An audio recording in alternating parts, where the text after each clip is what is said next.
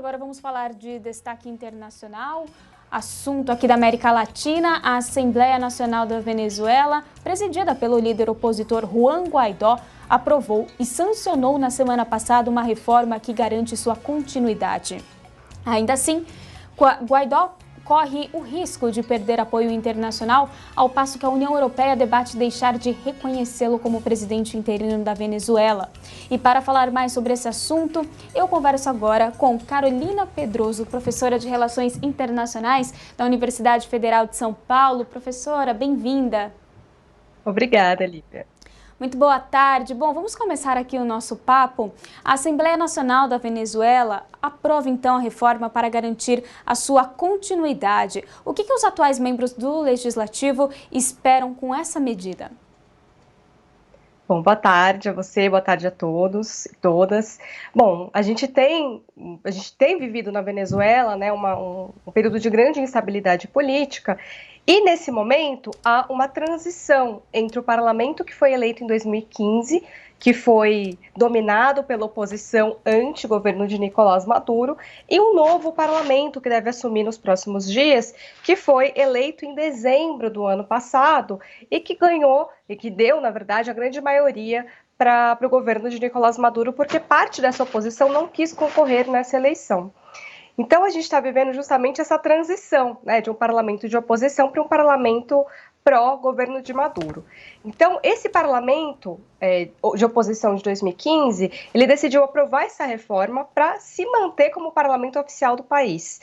O que é curioso é que boa parte desses opositores não quiseram apresentar candidaturas em dezembro. Ou seja, eles estão fazendo um atropelo da Constituição venezuelana porque eles não quiseram participar do processo eleitoral, né? Enfim, alegaram na época que o processo não seria limpo, não seria justo, né? E por isso eles decidiram não participar. O problema de não participar é que, independente do processo ter sido correto ou não, é que, do ponto de vista constitucional, o mandato deles está terminando, né? Então, quando você aprova uma reforma nesse sentido, é como se fosse, muitas aspas, um autogolpe do parlamento para se manter no poder. Professora, e o governo do presidente Nicolás Maduro já reagiu à aprovação desta reforma do Estatuto de Transição? O governo do Nicolás Maduro não reconhece esse estatuto, né? Ele reconhece o parlamento que foi eleito em dezembro como sendo legítimo, e a Venezuela tem caminhado, né, nos últimos anos para uma situação em que há uma sobreposição de poderes. O que isso significa? Como você mesma mencionou, né, existe o presidente interino que foi reconhecido por uma série de países, que é o Juan Guaidó, que é justamente o líder dessa oposição, que não quis participar das eleições em dezembro e que quer se manter como parlamentares, né, por meio dessa reforma. E a gente tem o presidente, né, de fato, que é quem realmente tem poder, que a gente também pode questionar a legitimidade ou não, que é o Nicolás Maduro. Então, a Venezuela está caminhando para um cenário em que vai haver dois parlamentos paralelos, não é? O parlamento da oposição, que se recusa a deixar o poder, porque não quis participar das eleições, e o parlamento novo que foi eleito. E essa é uma situação muito complexa, porque você sobrepõe, do ponto de vista institucional, os poderes nacionais, e isso torna o país ainda mais difícil de governar. Professora, em 6 de dezembro de 2020, as eleições legislativas foram realizadas sob um forte questionamento, tanto da Venezuela quanto da comunidade internacional, pois o chavismo prevaleceu ali com 81% das 277 cadeiras. Como que está esse reconhecimento deste resultado agora? O que acontece, Lívia, é o seguinte: todo o processo político na Venezuela nos últimos anos, ele tem sido alvo de uma grande polarização mundial, né? Ou a Venezuela é vista como uma grande vítima do imperialismo norte-americano, ou ela é a grande vilã, né, de um governo de esquerda que deu errado, que se tornou autoritário.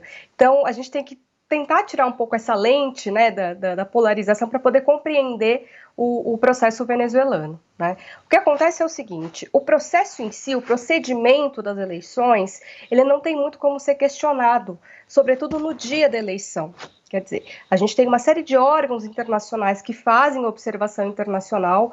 Alguns desses órgãos não quiseram participar da observação, como foi o caso da própria União Europeia, que foi convidada pelo presidente Nicolás Maduro, e eles decidiram não participar da observação.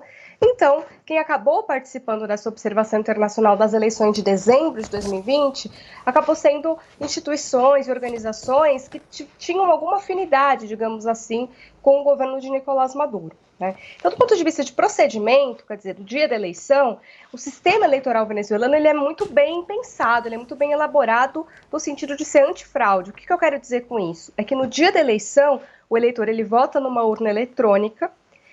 Uma vez confirmando o voto eletrônico, ele recebe um recibo do voto que ele deixou ali no sistema. Ele tem que conferir, né? Tem que ser o mesmo voto. Estando correto, ele deposita esse recibo numa urna física.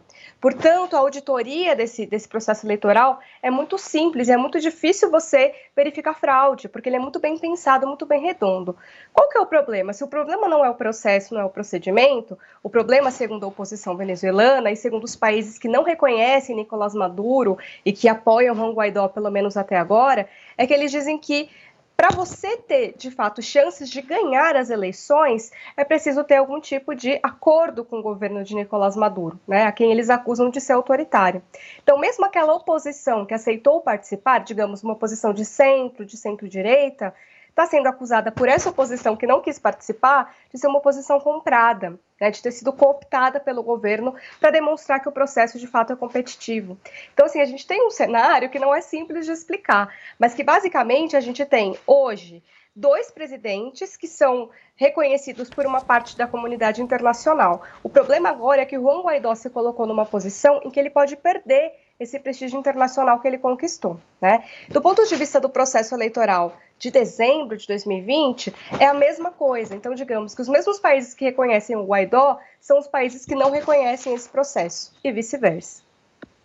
Bom, professora, agora a União Europeia debate deixar de reconhecer Guaidó como presidente interino da Venezuela, que é a mesma União Europeia que também não reconhece o resultado das eleições de 6 de dezembro que a senhora acabou de explicar. O que o bloco europeu pretende? É curioso, essa posição da União Europeia, na verdade a União Europeia ela tem uma tradição, né, enquanto um bloco regional, de defesa de valores democráticos. Então, qual está sendo o entendimento da União Europeia nesse momento? É que tanto Nicolás Maduro não é um presidente legítimo, porque ele teria, enfim, aproveitado do poder para se manter ali, enfim, dando vantagens aos seus aliados, assim como o Guaidó, que nesse momento também está atropelando a própria lei do país, a própria Constituição, para também se manter no poder, né? Então vai ser uma situação inédita, porque até agora, né, o cenário era a Venezuela tem 2 presidentes, a Venezuela tem 2 parlamentos, a Venezuela tem 2 judiciários, e o reconhecimento internacional, né, dessas instâncias que estão duplicadas dependia mais ou menos do posicionamento dos governos, né, de cada país, frente ao que acontece na Venezuela. O que a União Europeia está fazendo nesse momento, como eu ia dizendo, é algo inédito. Quer dizer, quem que vai ser o legítimo dessa história, né? Se a União Europeia não reconhece o parlamento que foi eleito em 2020 e também não quer reconhecer essa manobra para manter o parlamento em 2015, quem que a União Europeia vai reconhecer? A gente ainda não sabe, a gente ainda não consegue entender. Agora, o que dá para se ler muito claramente é que a motivação da União Europeia é, de alguma maneira, preservar o mínimo dos valores democráticos da Venezuela. Portanto, o caminho que a União Europeia tem escolhido até esse momento é: nós não vamos reconhecer nenhum dos lados que quer se manter no poder na base da tapetada, né? Quer dizer, na base da canetada, né? E não seguindo as regras institucionais. Então, pode ser, isso assim, já fazendo um cenário futuro, que a União Europeia possa vir a ser um ator importante para tentar reconstruir essa base democrática que está se perdendo na Venezuela, ou seja, colocar as 2 partes para conversar e tentar encontrar, digamos, um meio termo institucional, eleitoral e democrático para que a Venezuela saia desse impasse. Nós conversamos com Carolina Pedroso, professora de Relações Internacionais da Unifesp. Professora, muito obrigada. Eu que agradeço. Um ótimo 2021 para a senhora. Até mais.